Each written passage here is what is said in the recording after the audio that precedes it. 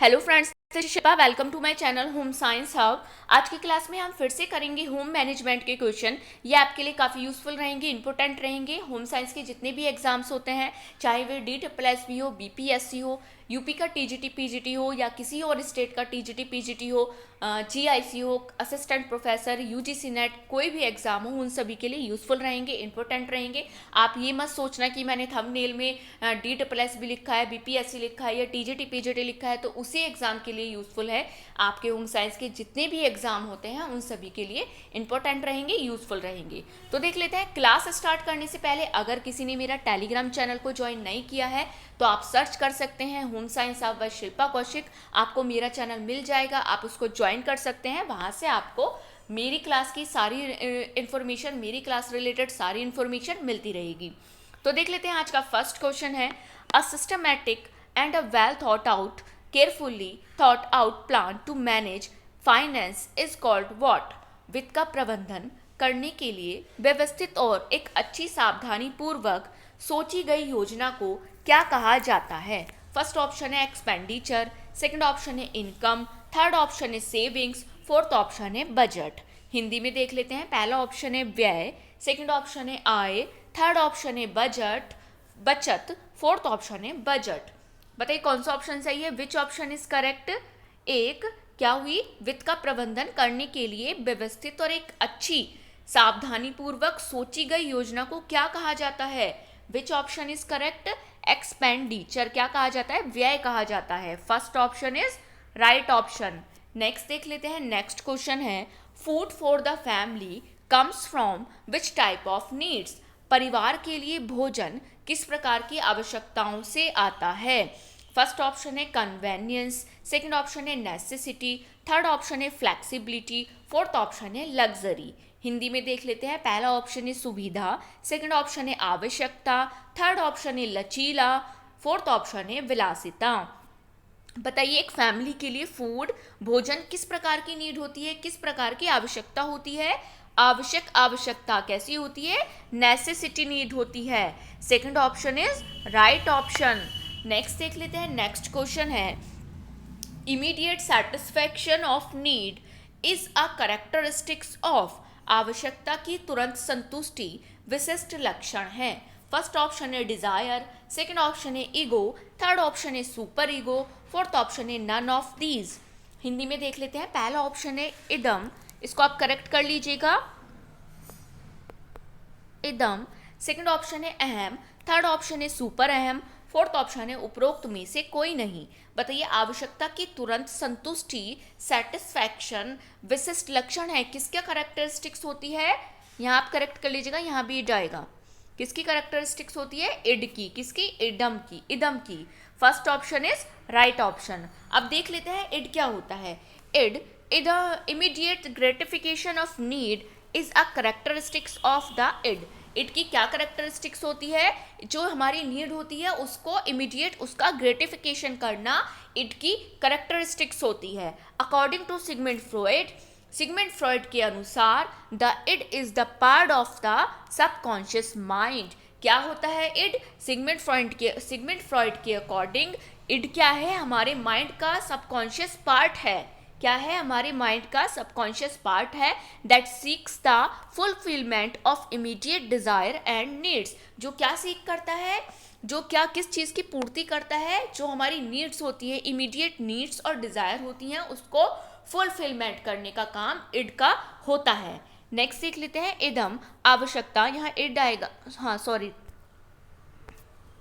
Correct है ये।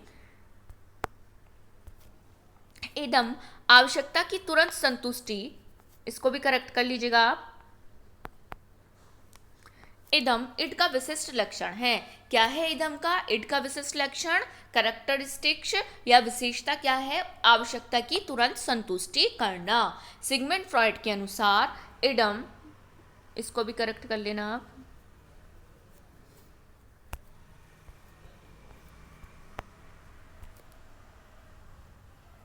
इदम अवचेतन मन का हिस्सा है। किसका है, सिगमंड फ्रॉइड के अनुसार सॉरी, जो हमारा माइंड होता है वो क्या है, एक सबकॉन्शियस माइंड का एक पार्ट है जो तत्कालिक इच्छाओं और आवश्यकताओं की पूर्ति करता है। नेक्स्ट देख लेते हैं ego. Ego is based on the reality principle. Ego क्या है, क्या होता है, किस पर बेस्ड होता है, रियलिटी प्रिंसिपल पर बेस्ड होता है and its behave according to reality. और ये क्या करता है, एक रियलिटी की तरह बिहेव करने का कार्य करता है by maintaining a balance between id and super ego. और क्या करता है, इड एंड सुपर ईगो के बीच में एक बैलेंस को मेंटेन करने का काम करता है। It is able to control and postpone immediate desire. इसमें क्या होती है, इसमें एबिलिटी होती है जो हमारी इमीडिएट डिजायर होती हैं, नीड्स होती हैं, उनको कंट्रोल करने की और उनको पोस्टपोन करने की। हिंदी में देख लेते हैं, अहम यथार्थ सिद्धांत पर आधारित होता है और यह इदम और सुपर ईगो के बीच संतुलन बनाकर वास्तविकता के अनुसार व्यवहार करता है। यह तात्कालिक इच्छाओं को नियंत्रित और स्थगित करने की क्षमता इसमें होती है। आप इसमें भी देख लीजिए, इड किसके प्रिंसिपल पर काम करता है, प्लेजर प्रिंसिपल पर। प्लेजर प्रिंसिपल पर काम करना कौन करता है, इड करता है। और ईगो क्या करता है, रियलिटी के प्रिंसिपल पर वर्क करता है। अब देख लेते हैं सुपर ईगो। सुपर ईगो किस पर काम करता है, मोरालिटी के प्रिंसिपल पर काम करता है। The super ego represents morality and idols. ये किसको रिप्रेजेंट करता है, मोरालिटी एंड आइडल्स को रिप्रेजेंट करता है। And it motivates the individual, और एक इंडिविजुअल को मोटिवेट करने का काम करता है to behave in accordance with moral standard and social rules.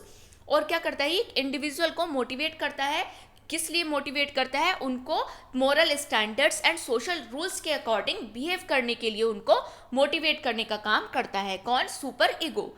It attempts to balance the conflict between the ego and id. ये क्या करता है, ये एक बैलेंस को अटेम्प्ट करता है, बैलेंस बनाने का काम करता है इड एंड ईगो के कॉन्फ्लिक्ट के बीच में, from a moral point of view. किसके बीच, मॉरल पॉइंट ऑफ व्यू के द्वारा। हिंदी में देख लेते हैं, सुपर ईगो सुपर ईगो अब नैतिकता और आदर्शों का प्रतिनिधित्व करता है और यह व्यक्ति के नैतिक मानकों और सामाजिक नियमों के अनुसार व्यवहार करने के लिए प्रेरित करता है। यह ईगो और इदम के बीच संघर्ष को नैतिक दृष्टिकोण से संतुलित करने का प्रयास करता है। आप एक एग्जाम्पल समझ सकते हैं। पहले हम देख लेते हैं इड का। अगर इड का एग्जाम्पल देख लेते हैं, इसमें क्या है कि अगर कोई बच्चा, उसकी डिज़ायर हो रही है, उसको लग रहा है कि वो क्लासरूम में बैठा है, उसको लग रहा है कि उसको अभी सिगरेट पीनी है, ठीक है, तो वो क्या करेगा, वो ये नहीं सोचेगा कि क्लासरूम में बैठा है, उसके सामने टीचर्स हैं, उसके लिए ये चीज़ इस टाइम पर अभी गलत है तो उसको नहीं पीनी चाहिए। पर उसका क्या होगा, इड के अकॉर्डिंग, इड क्या होता है, एक प्लीजर प्रिंसिपल पर काम करता है। तो इसके अकॉर्डिंग वो क्या करेगा कि उसकी जो इमीडिएट इच्छा है वो उसको तभी के तभी, उसको तुरंत क्या करने की कोशिश करेगा, वो उसको तभी उसको कंप्लीट करने की कोशिश करेगा, उसकी वो अपनी फुलफिलमेंट करने की कोशिश करेगा। वो सिगरेट निकालेगा और उसको पूरी क्लास में उसको पी लेगा, उस नीड को, अपनी उस डिज़ायर को फुलफिलमेंट कर लेगा। अब इसी हम एग्जाम्पल को लेकर ईगो में देखते हैं। ईगो में अगर वो हम इस एग्जाम्पल को लेते हैं, एक बच्चा है, उसको नीड हो रही है, उसकी डिज़ायर कर रही है, उसको एक इच्छा हो रही है कि उसको सिगरेट पीनी है और वो एक पूरी क्लास में बैठा है, टीचर पढ़ा रहा है, तो उस टाइम वो क्या करेगा, अपने वो इस पे रियलिटी प्रिंसिपल पर काम करेगा। इसके अकॉर्डिंग वो क्या करेगा, वो सोच सकता है कि अभी इस टाइम पर सिगरेट पीना उसके लिए सही नहीं है क्योंकि पूरी क्लास में बैठा है वो और सामने टीचर्स पढ़ा रहे हैं। तो वो क्या करेगा, ब्रेक टाइम में या आफ्टर कॉलेज या आफ्टर स्कूल अपना लेक्चर खत्म होने के बाद उस डिज़ायर को वो अपनी कंप्लीट करेगा। पर वो पूरी क्लास के सामने, टीचर्स के सामने उस डिज़ायर को कंप्लीट नहीं करेगा। उस टाइम के लिए वो क्या करेगा, कुछ टाइम के लिए उस डिज़ायर को पोस्टपोन कर देता है। अब इसी एग्जाम्पल को हम लिखते हैं सुपर ईगो में लेते हैं।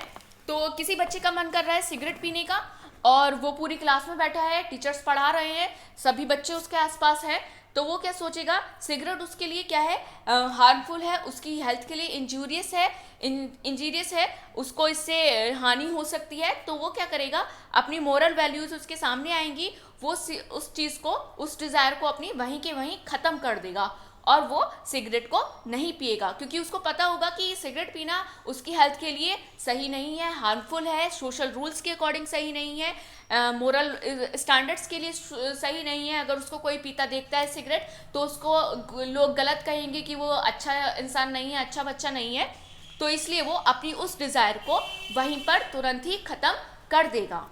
अब आई होप आपको इस एग्जाम्पल से अच्छी तरह से समझ आ गया होगा। नेक्स्ट देख लेते हैं। नेक्स्ट क्वेश्चन है wages, salary, house rent, land rent, pension and royalty are called bank. मजदूरी, वेतन, मकान किराया, जमीन किराया, पेंशन व रॉयल्टी बैंक कहलाते हैं। फर्स्ट ऑप्शन है direct monetary income, second option है इनडायरेक्ट इनकम, थर्ड ऑप्शन है अदर इनकम, फोर्थ ऑप्शन है नन।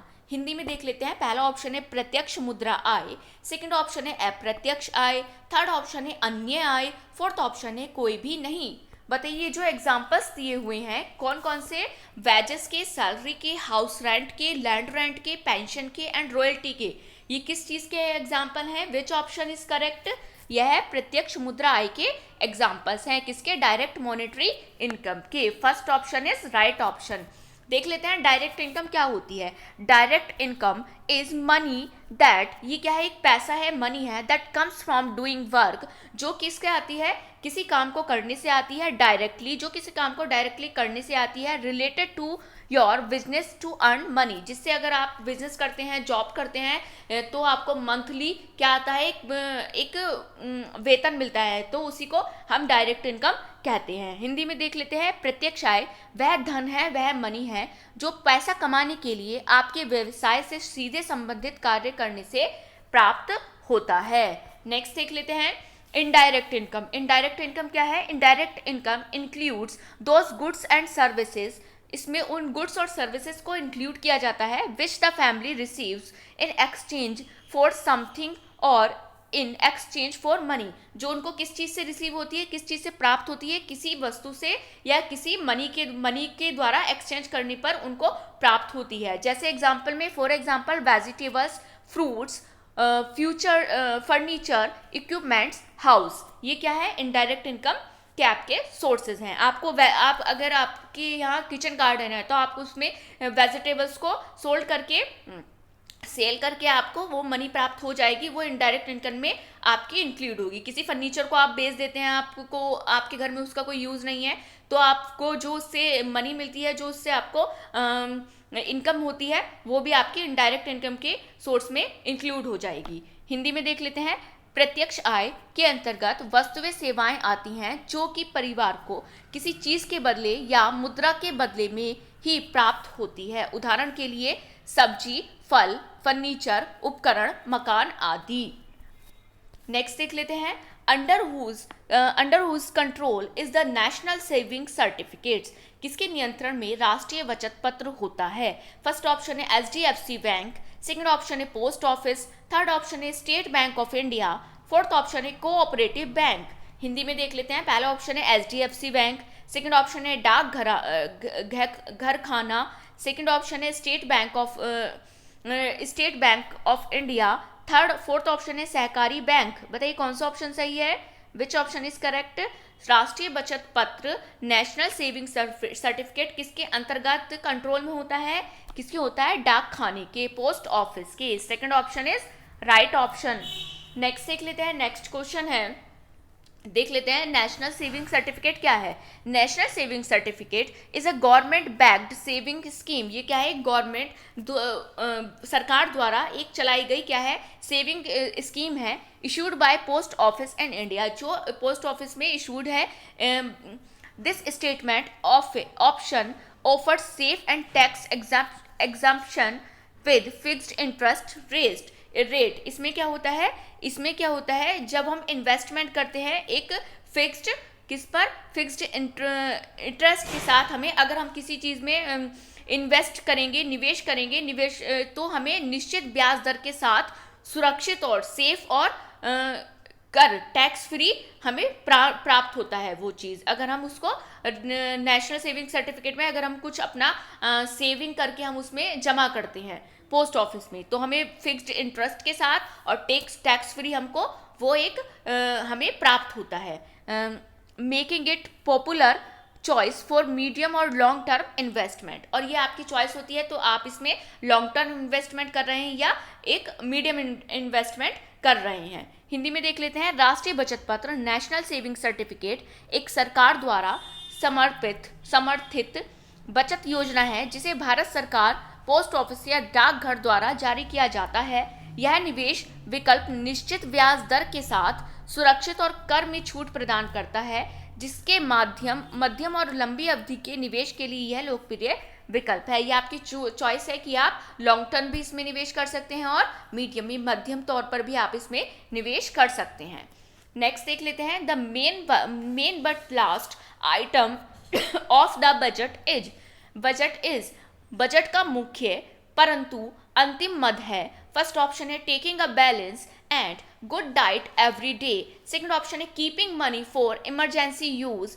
थर्ड ऑप्शन है ऑन हाउस। फोर्थ ऑप्शन है spending on luxury items. Hindi में देख लेते हैं। पहला ऑप्शन है प्रतिदिन संतुलित एवं बढ़िया भोजन लेना।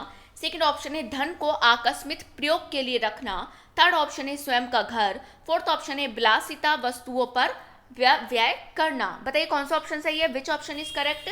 बजट का मुख्य परंतु अंतिम मद क्या होता है, विच ऑप्शन इज करेक्ट। क्या होता है, धन को आकस्मिक प्रयोग के लिए रखना, keeping money for emergency use. Second option is right option. Next देख लेते हैं। नेक्स्ट क्वेश्चन है net profit does not include. शुद्ध लाभ में सम्मिलित नहीं है। फर्स्ट ऑप्शन है रिवॉर्ड्स और फॉर कोऑर्डिनेशन। सेकंड ऑप्शन है rewards for risk taking. Third option है rewards for innovation. Fourth option है मोनोपोली प्रॉफिट्स। हिंदी में देख लेते हैं ऑप्शंस को। पहला ऑप्शन है समन्वय का पुरस्कार। सेकंड ऑप्शन है जोखिम वहन का पुरस्कार। थर्ड ऑप्शन है नव प्रवर्तन का पुरस्कार। फोर्थ ऑप्शन है एकाधिकार लाभ। बताइए शुद्ध लाभ में क्या सम्मिलित नहीं होता है, which option is correct. Monopoly profits, एकाधिकार लाभ। Fourth option is right option. Next देख लेते हैं। नेक्स्ट क्वेश्चन है which of the following is not actual investment. निम्न में से क्या वास्तविक विनियोग नहीं है। फर्स्ट ऑप्शन है न्यू गुड्स। सेकंड ऑप्शन है कंस्ट्रक्शन वर्क। थर्ड ऑप्शन है share capital of company. Fourth option है गुड्स फॉर सेल। हिंदी में देख लेते हैं। पहला ऑप्शन है नई वस्तु। सेकंड ऑप्शन है निर्माण कार्य। थर्ड ऑप्शन है कंपनी का एक शेयर कैपिटल। फोर्थ ऑप्शन है बिक्री के लिए माल। बताइए वास्तविक विनियोग एक्चुअल इन्वेस्टमेंट इनमें से क्या नहीं है, कंपनी का share capital of a company. Third option is right option. देख लेते हैं रियल इन्वेस्टमेंट क्या है।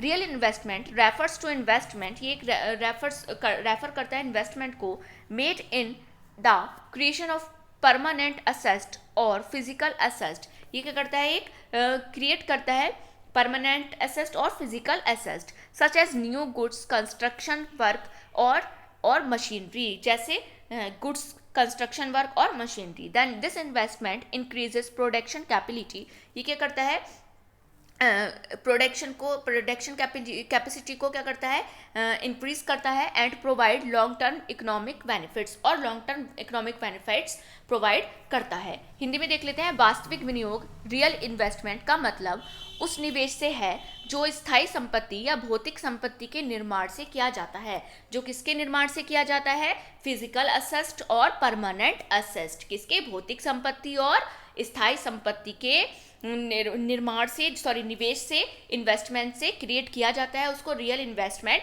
कहा जाता है। जैसे नई वस्तु, निर्माण कार्य या मशीनरी।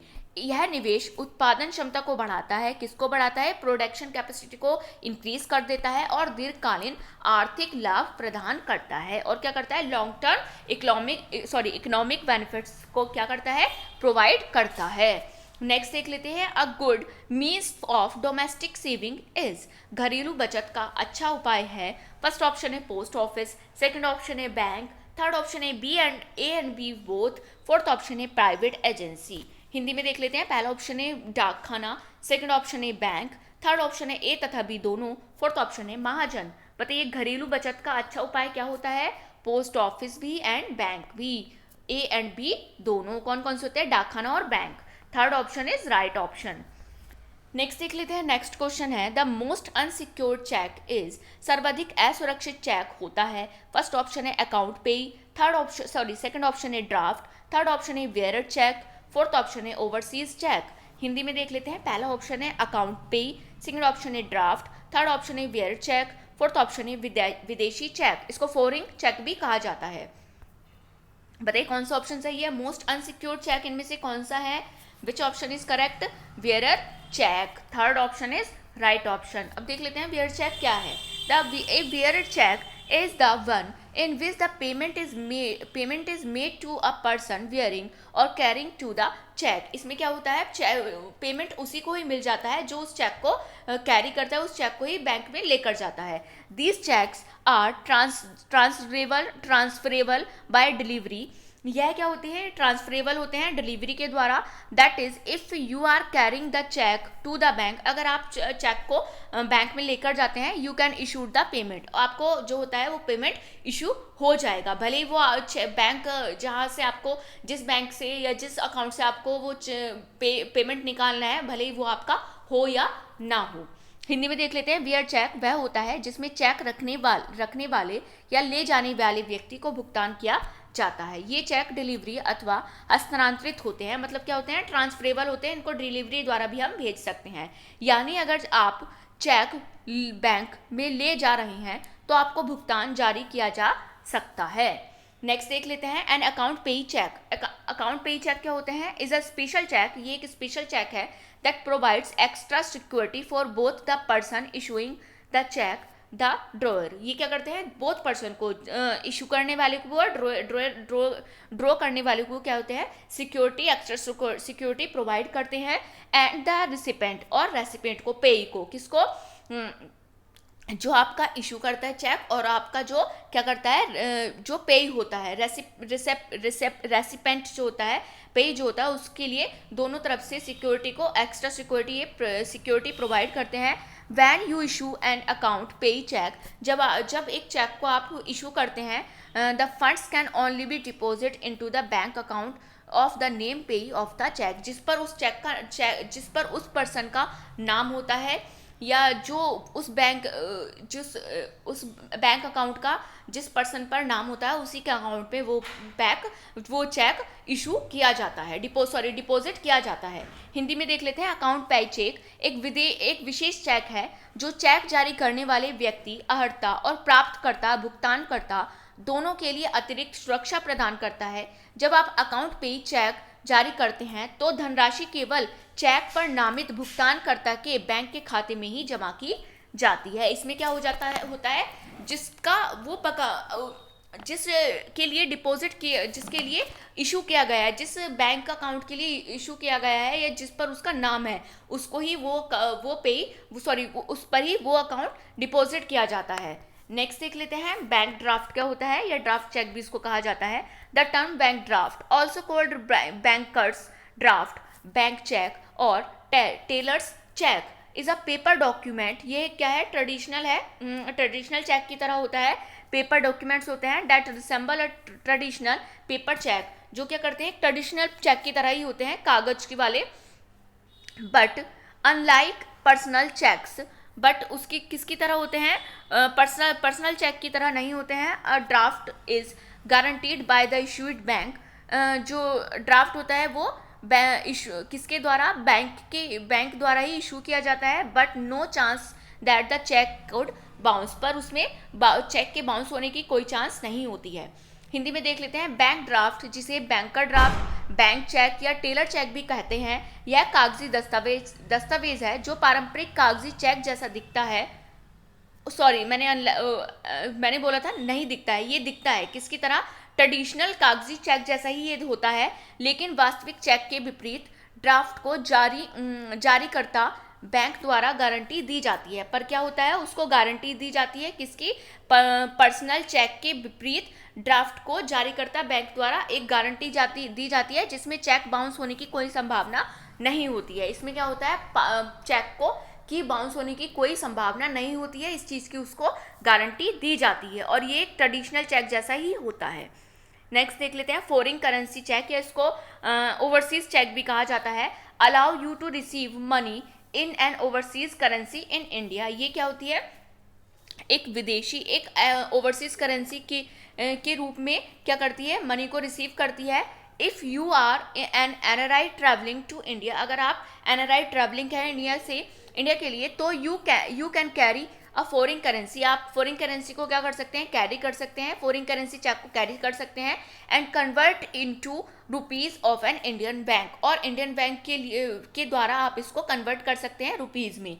हिंदी में देख लेते हैं, विदेशी मुद्रा चेक आपको भारत में विदेशी मुद्रा में धन प्राप्त करने की अनुमति देते हैं यदि आप भारत की यात्रा करने वाले एनआरआई हैं। यदि आप भारत की यात्रा करने वाले एनआरआई हैं तो आप विदेशी मुद्रा चेक ले सकते हैं और इसे किसी भारतीय बैंक के रूप में जमा रुपए में बदल सकते हैं, कन्वर्ट कर सकते हैं, किसमें, रुपीज़ में कन्वर्ट कर सकते हैं, इंडियन रुपीज़ में। नेक्स्ट देख लेते हैं, नेक्स्ट क्वेश्चन है, money can be withdraw for a current account, चालू खाते में कौन सा पैसा निकाला जा सकता है, कैसे पैसा निकाला जा सकता है। फर्स्ट ऑप्शन है once a week, second option है once a day, third option है once a month, fourth option है as many times as required.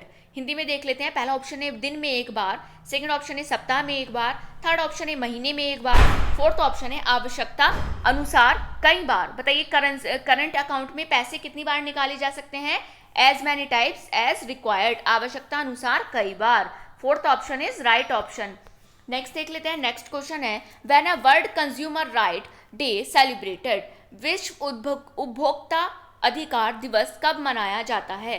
First option है 15 फरवरी, सेकंड ऑप्शन है 15 मार्च, थर्ड ऑप्शन है 15 अप्रैल, फोर्थ ऑप्शन है 15 मई। हिंदी में देख लेते हैं, पहला ऑप्शन है 15 फरवरी, सेकंड ऑप्शन है 15 मार्च, थर्ड ऑप्शन है 15 अप्रैल, फोर्थ ऑप्शन है 15 मई। बताइए विश्व उपभोक्ता दिवस, वर्ल्ड कंज्यूमर राइट डे कब सेलिब्रेट किया जाता है, विच ऑप्शन इज करेक्ट, 15 मार्च को, second option is right option.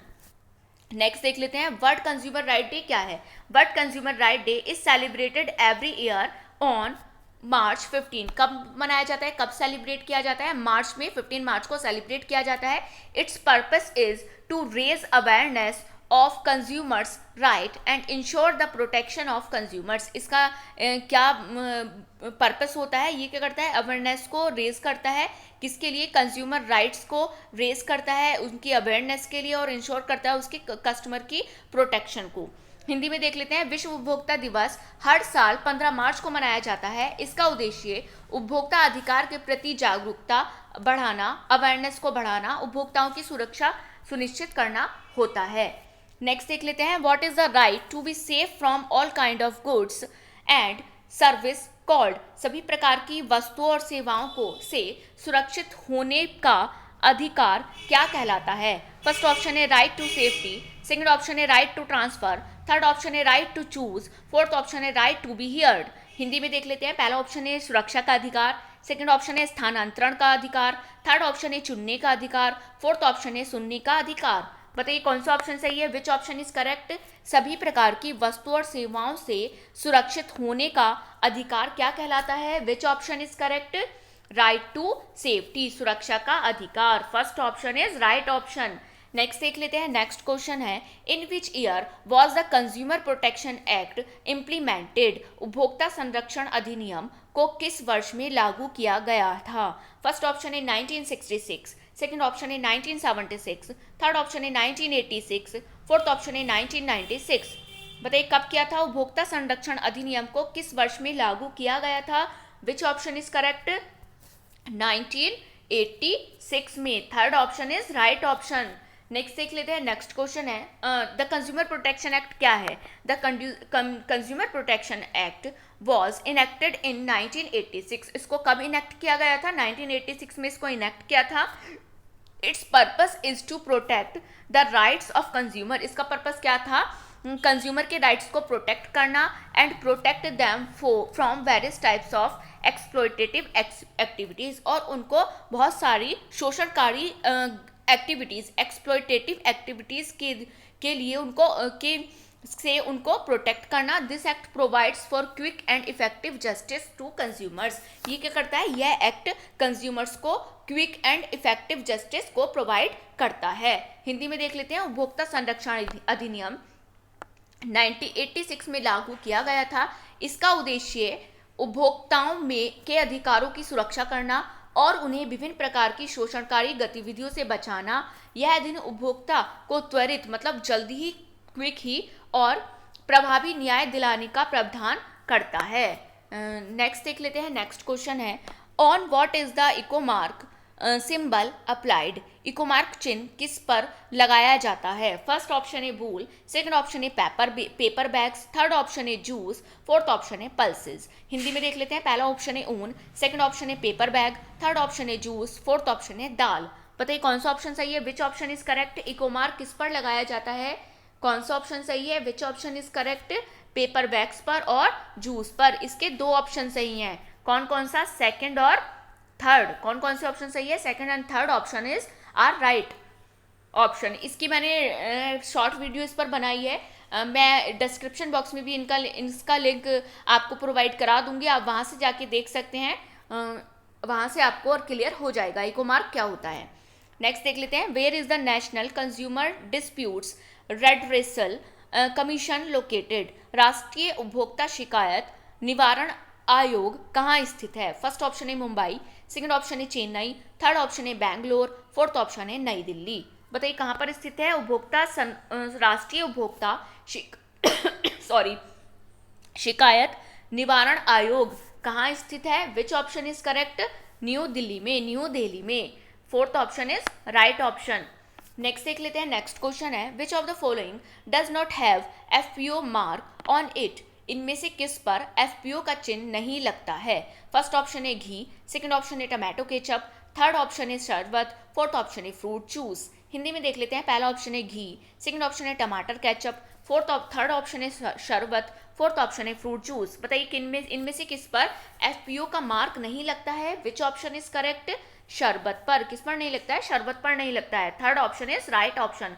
इस पर भी मैंने एक शॉर्ट वीडियो बनाई है, आपको लिंक प्रोवाइड कर दूंगी मैं इसका डिस्क्रिप्शन बॉक्स में, और आप देख सकते हैं। इसकी मैंने एक प्लेलिस्ट भी बनाई है, उसमें आप जाकर देख सकते हैं। इसकी आपको सारी चीज़ें क्लियर हो जाएंगी। नेक्स्ट देख लेते हैं।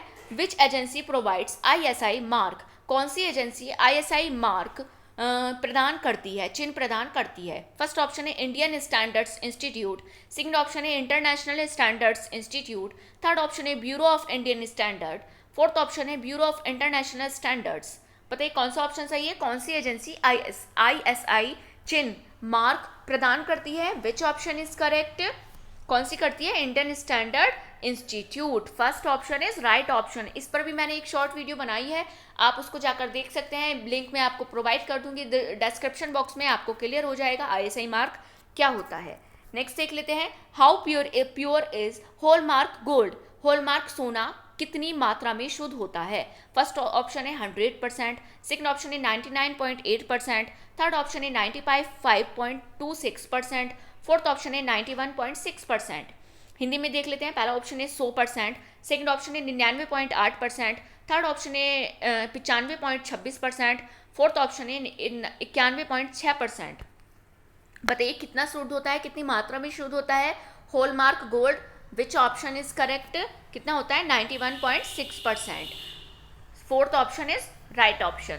नेक्स्ट देख लेते हैं। नेक्स्ट क्वेश्चन है, हॉलमार्क पर भी मैंने आपकी एक वीडियो बनाई है, शॉर्ट वीडियो बनाई है, उससे आपको उसे देखकर आपको सारी चीज़ें क्लियर हो जाएंगी। हॉलमार्क गोल्ड क्या होता है, आप उसको देख सकते हैं। लिंक मैं आपको डिस्क्रिप्शन बॉक्स में प्रोवाइड करा दूंगी। नेक्स्ट देख लेते हैं। Consumer protection act was passed on. उपभोक्ता संरक्षण अधिनियम पारित हुआ था। ये क्वेश्चन रिपीट हुआ है, पर इसमें डेट को मैंने इंक्लूड किया गया है, तो इसमें थोड़ा सा डिफरेंस है। तो देख लेते हैं। फर्स्ट ऑप्शन है 24 दिसंबर 1980, सेकंड ऑप्शन है 24 दिसंबर 1982, थर्ड ऑप्शन है 24 दिसंबर 1986, फोर्थ ऑप्शन है 24 दिसंबर 2000। बताइए कौन सा ऑप्शन चाहिए? 24 दिसंबर 1980 को, सेकंड ऑप्शन है 24 दिसंबर 1982 को, थर्ड ऑप्शन है 24 दिसंबर 1986 को, फोर्थ ऑप्शन है 24 दिसंबर 2000 को। बताइए उपभोक्ता संरक्षण अधिनियम कब पारित हुआ था? 24 नवंबर 1986 को। उस क्वेश्चन में आपको बस सन का पता लगा था, इसमें डेट को भी इंक्लूड कर दिया गया है। Third option is right option. Next देख लेते हैं। नेक्स्ट क्वेश्चन है आपका, which of the following factors influences buying and consumption behaviour. Hindi में देख लेते हैं क्वेश्चन को। निम्नलिखित में से कौन सा कारक खरीदारी और उपभोग व्यवहार को प्रभावित करता है? फर्स्ट ऑप्शन है structure of the house, unit और फैमिली। सेकंड ऑप्शन है storage of the family cycle. Third option है family decision process. Fourth option है all of the above. Hindi में देख लेते हैं। पहला ऑप्शन है घरेलू इकाई, परिवार की संख्या। सेकंड ऑप्शन है पारिवारिक चक्र का चरण। थर्ड ऑप्शन है पारिवारिक निर्णय प्रक्रिया। फोर्थ ऑप्शन है उपरोक्त सभी। बताइए कौन सा ऑप्शन सही है? कौन सा कारक खरीदारी और उपभोग व्यवहार को प्रभावित करता है? Which option is correct? कौन सा करता है? Structure of the house hold unit, family, stages in the family cycle and family decision process. All of these कौन कौन से करते हैं? घरेलू इकाई, परिवार की संरचना, पारिवारिक जीव चक्र के चरण और पारिवारिक निर्णय प्रक्रिया। Fourth option is right option. Next देख लेते हैं। The responsibilities of the government from the point of view of consumer interest are. उपभोक्ता हित की दृष्टि से सरकार के उत्तरदायित्व हैं। फर्स्ट ऑप्शन है price fixation and cheap shops. Second option है management on experts and essential commodities. Third option है डिस्करेजिंग होर्डिंग्स। फोर्थ ऑप्शन है all of the above. Hindi में देख लेते हैं। पहला ऑप्शन है मुख्य निर्धारण तथा सस्ती कीमत की दुकानें। सेकंड ऑप्शन है आवश्यक वस्तुओं के निर्यात पर प्रबंधन। थर्ड ऑप्शन है जमाखोरी को निरुत्साहित करना। फोर्थ ऑप्शन है उपरोक्त सभी। बताइए कौन सा ऑप्शन सही है? Which option is correct? उपभोक्ता हित की दृष्टि से सरकार के क्या उत्तरदायित्व हैं, क्या रेस्पॉन्सिबिलिटीज हैं, कौन कौन से हैं? मुख्य निर्धारण तथा सस्ती कीमतों की दुकान, आवश्यक वस्तुओं के निर्यात पर प्रबंध और जमाखोरी में को निरुत्साहित करना। ऑल ऑफ दीज कौन कौन से हैं? Price fixation and cheap shop, management of on expert and essential commodities, discouraging hoardings. All of these. Fourth option is right option. Next देख लेते हैं। नेक्स्ट क्वेश्चन है the vegetable packed food items has the following symbols. वानस्पतिक भोज packet बंद खाद्य पदार्थों पर चिन्ह होता है। फर्स्ट ऑप्शन है ISI। सेकंड ऑप्शन है FPO। थर्ड ऑप्शन है रेड डॉट। फोर्थ ऑप्शन है ग्रीन डॉट। बताइए कौन सा ऑप्शन सही है? Which option is correct? कौन सा ऑप्शन सही है? Green dot. कैसा होता है? ग्रीन डॉट लगा होता है। Second option fourth option is right option.